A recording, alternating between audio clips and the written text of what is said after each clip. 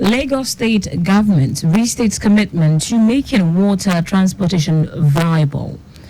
Minimum wage committee to reconvene mid-April. On the foreign scene, Basiro Faye takes oath of office.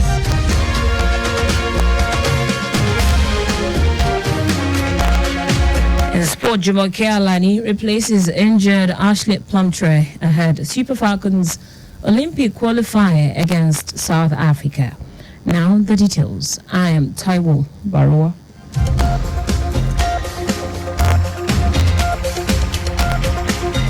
Lagos State government has restated its commitment to making water transportation a viable and reliable option for Lagosians. Commissioner for Transportation Oluwaseun Oshiemi stated this during a tour of the Lagos State Waterways Monitoring and Data Management Center Control Room established by the Lagos State Waterways Authority LASWA 3 years ago.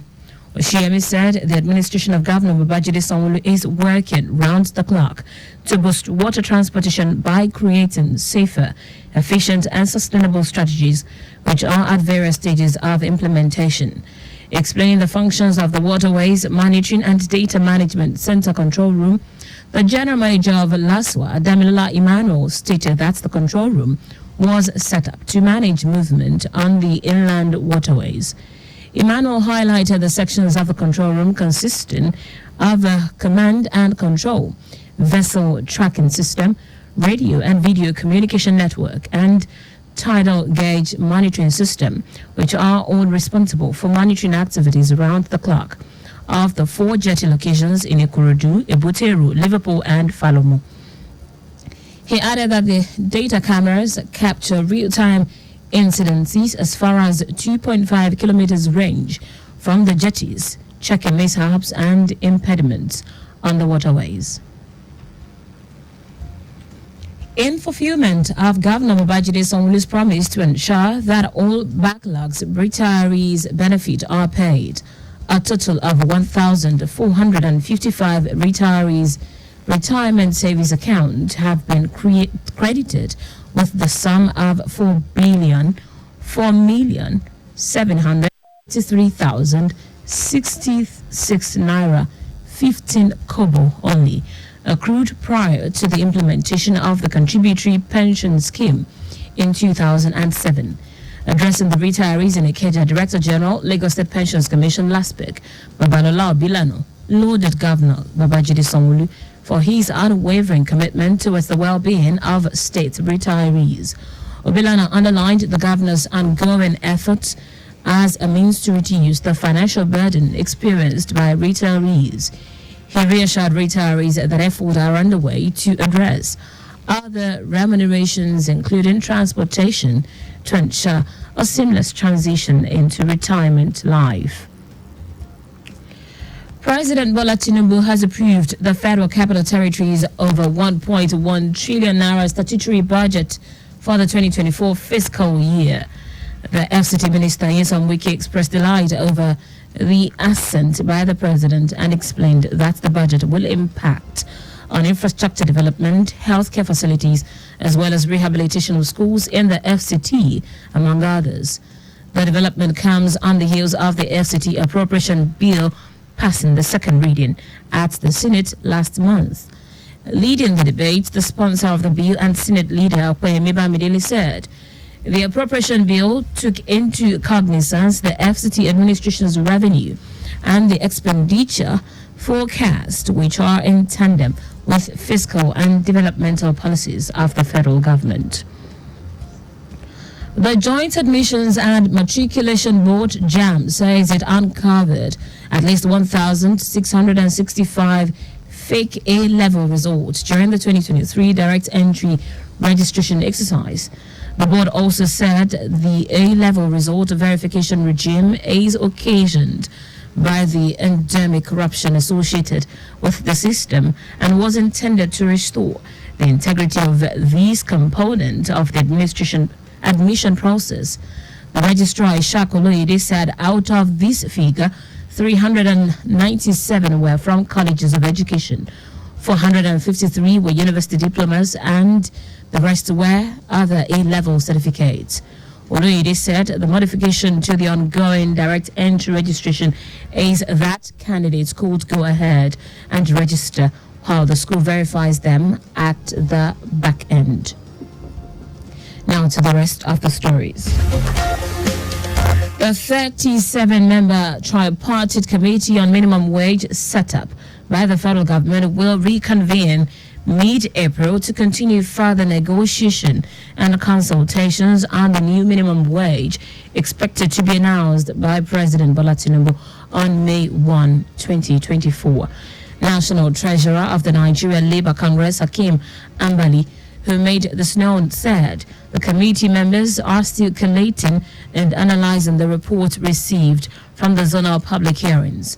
Ambali, who is also a member of the tripartite committee, said the committee had received the report of zonal public hearings held across the 6 geopolitical zones of the country between Wednesday, March 27 and Thursday, March 28, 2024.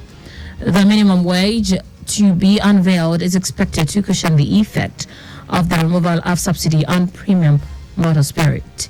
During the public hearings, different zones had suggested different amounts for minimum wage. President Tinubu, through Vice President Kashim Shettima, on January 30, 2024, set up the 37-member panel at the Council Chamber of the State House in Abuja. Private Telecommunications and Communications Senior Staff Association of Nigeria, PTACSSAN, has threatened to begin an indefinite strike on April 4. The union announced this in a statement signed by its General Secretary, Okono Abdullahi. Abdullahi said the union resolved to go on strike because of the alleged unresolved issues between the union and subcontractors linked with our communication company. He also said effort by PTE, CSSAN, and Ministry of Labor and Employment to resolve its concerns did not work, as the companies failed to make themselves available for the conciliatory meetings. According to him, the issues that will need urgent implementation include immediate recognition of the fundamental rights of the employees to freely associate with the union. In foreign news, 44-year-old opposition candidate Bassirou Diomaye Faye has been sworn in as the 5th Senegalese president. Faye took over from immediate past President Macky Sall in an event witnessed by African leaders in the new town of Diamniadio near the capital, Dakar. Nigeria's president and chairman of the Economic Community of West African States, ECOWAS, Bola Tinubu, also attended. Faye is the youngest elected president in the African continent. In sport now, Super Falcons centre-back Ashley Plumtree has been replaced by Jumoke Alani after the Saudi Arabia-based defender pulled out on Friday's Women's Olympic qualifying CAF first leg clash with Bayana of South Africa due to injury. The Al Ittihad defender, who only returned to the Super Falcons after a short break, has been replaced by the 18-year-old Edo Queens right back as the team begins preparations for the crucial tie at Moshood Abiola Stadium in Abuja. Alani is not new to the Super Falcons fold, having made her debut at a late replacement for Glory Ogbonna in their international friendly 2-0 defeat to Japan in October 2022. Before graduating to the senior team, Alani earned her stripes with the under-20 team, featuring in all 4 matches involving the Falconets at the 2022 Under-20 Women's World Cup in Costa Rica in August 2022. And that's it on the news at 4. But just before we go, slow down at road junctions, intersections, and pedestrian crossings. You can follow us and like all the various social media platforms: X, formerly Twitter, Traffic Radio 961, Instagram Lagos Traffic Radio 961. Subscribe and watch our news and programs live on YouTube at Traffic Radio 961. You can also visit our website at trafficradio961.ng. Did you know that the Sanwo-Olu administration constructed watch towers with alarm bells and perimeter fences in model colleges? You can get more details on the Lagos State Government website.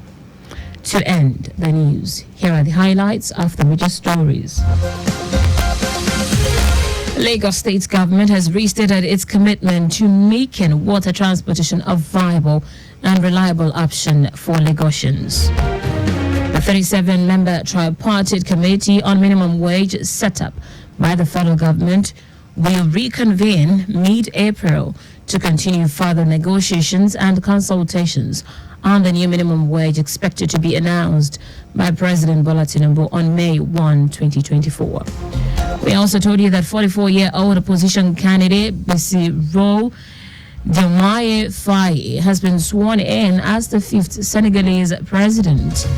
Finally, in sports, Super Falcons centre-back Ashley Plumtree has been replaced by Jumoke Alani after Saudi Arabia-based defender pulled out on Friday's Women's Olympic qualifying CAF first leg clash with Bayana of South Africa due to injury. For contact with the newsroom, send a message to info@trafficradio961.ng. That ends the news broadcast compiled by Zainab Adebishi. I am Taiwo Baruwa. Thank you for listening and welcome to Return Trip.